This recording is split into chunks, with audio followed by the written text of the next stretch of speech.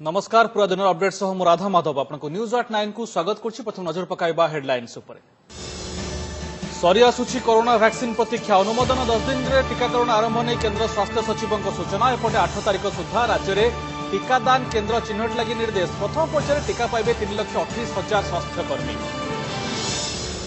भारत आसबेनी गणतंत्र दिवस मुख्य अतिथि ब्रिटेन प्रधानमंत्री बोरिस जॉनसन। कोरोनार नुआ स्ट्रेन दृष्टि गस्त बातिल तेणे ब्रिटेन में पुणी देशव्यापी लॉकडाउन आरंभ।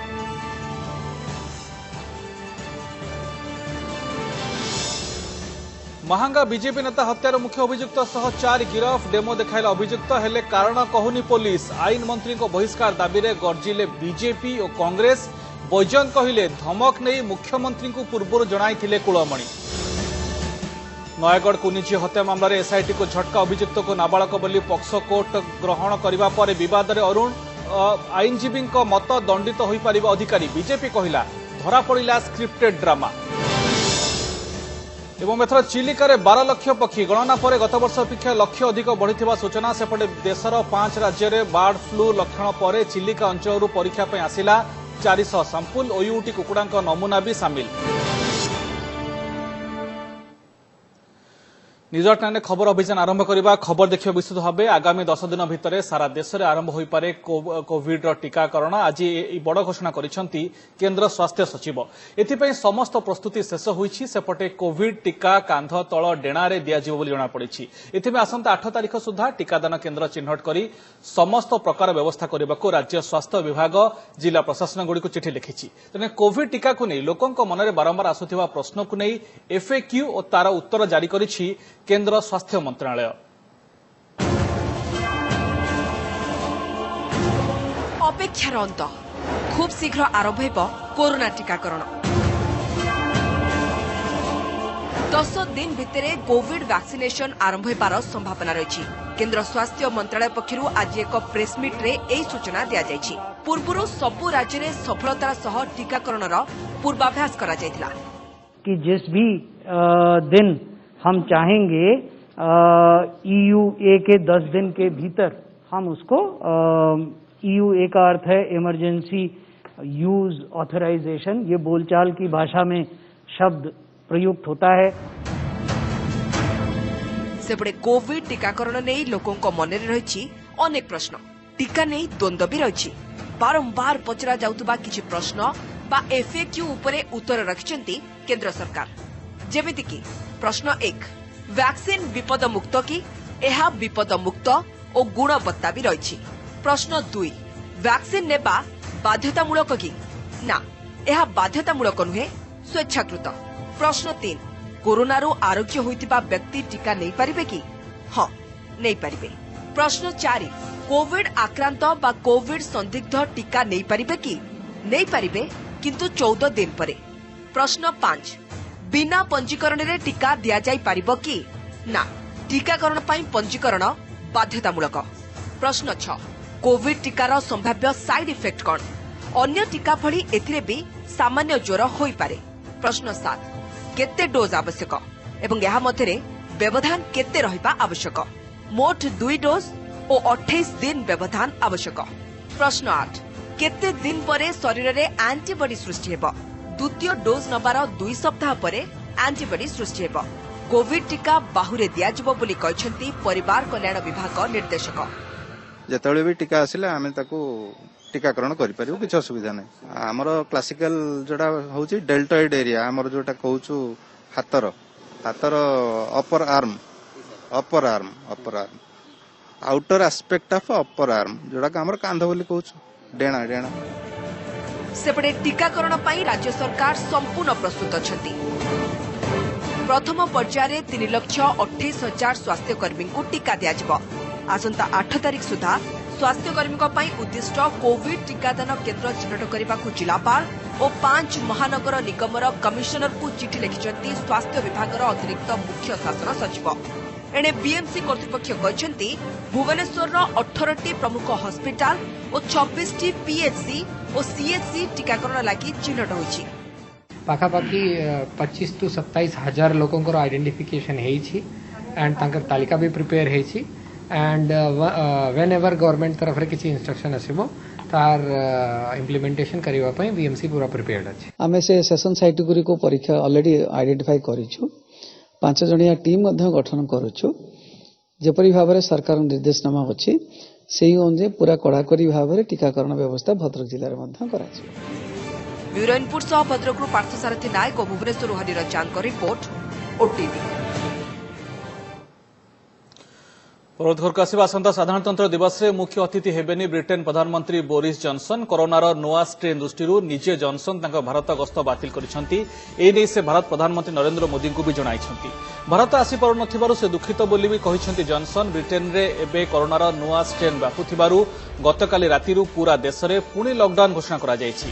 तेनु से दृष्टि से देश भीतर रहिबा उचित बोली जॉनसन कहिसेंती। आसंता गणतंत्र दिवस उत्सव रे मुख्य अतिथि भाबे जोग देबे बोली पूर्वरु भारतर अनुरोध रक्षा करथिले ब्रिटेन प्रधानमंत्री हेले से गस्त बातिल करिसेंती। तेबे वर्षर द्वितीयार्धरे से भारत आसियो बोली जणाइछंती। जनवरी 29 आरंभ होब संसदर बजेट अधिवेशन। फेब्रुआरी 1 रे केंद्र अर्थमंत्री निर्मला सीतारमण 2021-22 आर्थिक वर्ष पे उपस्थापन करिवे पूर्णांग बजेट। तेबे चलित बजेट अधिवेशन दुईटी पर्यायर चलिबो। प्रथम पर्याय जनवरी 29 आरंभ होई फेब्रुआरी 15 जाए चलिबो। या परे मार्च 8 रु एप्रिल 8 जाए द्वितीय पर्याय अधिवेशन चलिबो। संसद व्यापार संपर्कित कैबिनेट कमिटी यह सुपारिश करिछि। तेबे केंद्र कैबिनेट एने अंतिम निष्पत्ति नेबे। अधिवेशन रे कोविड संपर्कित समस्त प्रोटोकॉल पालन कराजिबो। 2020 रे कोरोना को दृष्टि रखी मौसुमी अधिवेशन अधारु बंद होइथिबा बेले शीत अधिवेशन आदौ बसी नथिला। महांगार बीजेपी नेता कुलमणि बराल और सहयोगी दिव्यसिंह बराल हत्या घटना रे मुख्य अभियुक्त पंचानन सेठी सह 4 गिरफ। घटनास्थल को पंचानन को नहीं डेमो कराइछि पुलिस। हत्यारे व्यवहृत खंडा मध्य जबत करछि। तेबे काहेकि हत्या से रहस्यर पर्दाफाश किंतु करिपारनी पुलिस। तेणे एतलारे ना नथिबा आईन मंत्री प्रताप जेना को बहिष्कार सह गिरफ दाबी रे आज विभिन्न थाना आगे गर्जिछि भारतीय जनता पार्टी युव मोर्चा।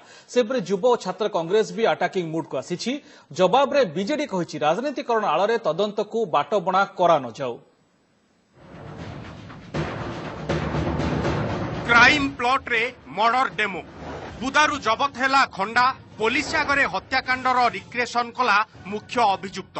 दिन पाखापाखी 1:30 महांगा डबल मर्डर घटनार मुख्य अभियुक्त पंचानन सेठी सांगरे धरी हत्याकांड स्थल रे पहुंचीथिला महांगा पुलिस।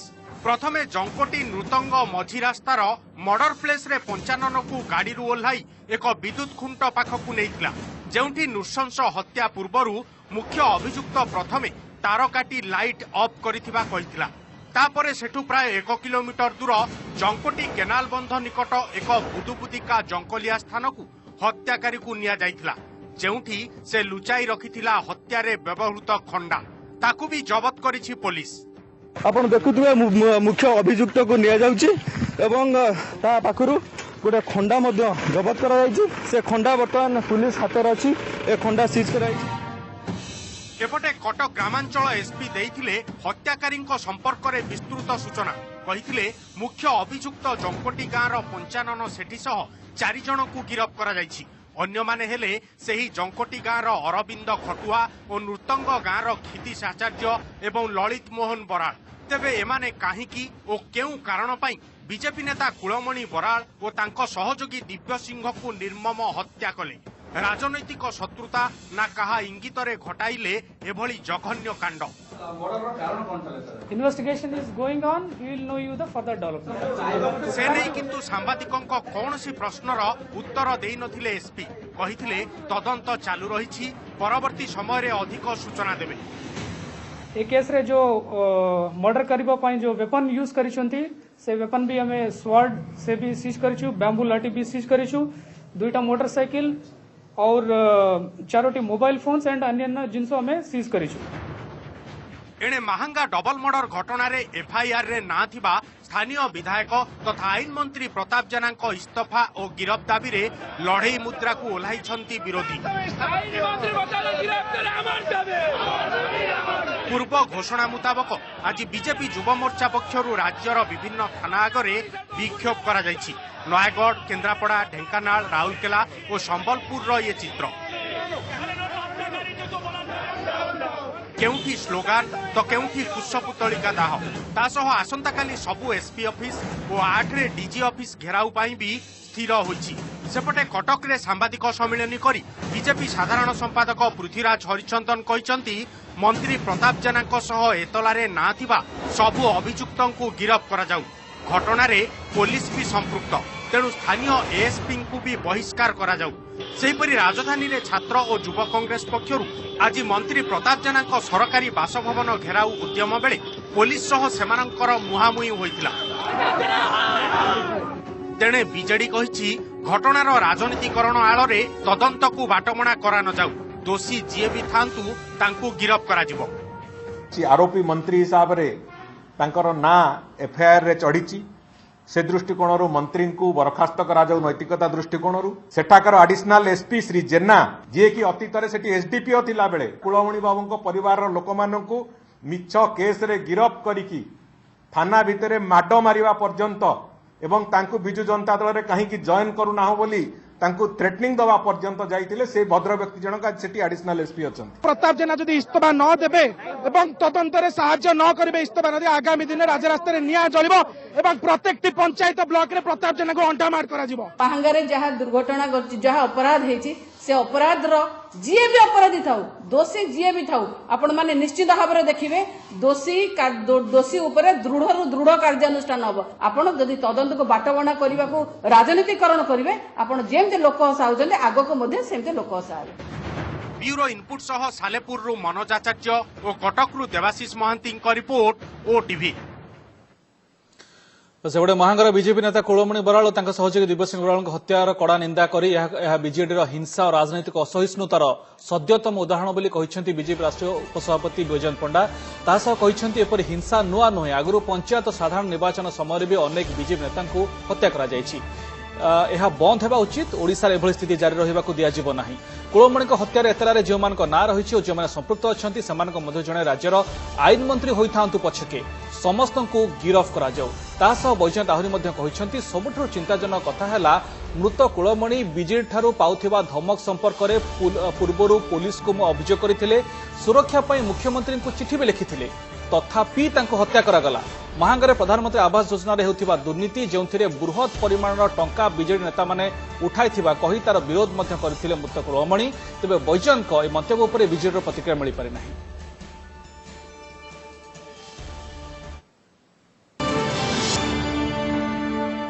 नमस्कार मु सुप्रिया मोर विश्वास आपन के वीडियोटी भलो लागिथिबो। आमको लाइक शेयर और सब्सक्राइब करने को भूलंतुनी। लेटेस्ट अपडेट पाई देखुथांतु ओटीवी।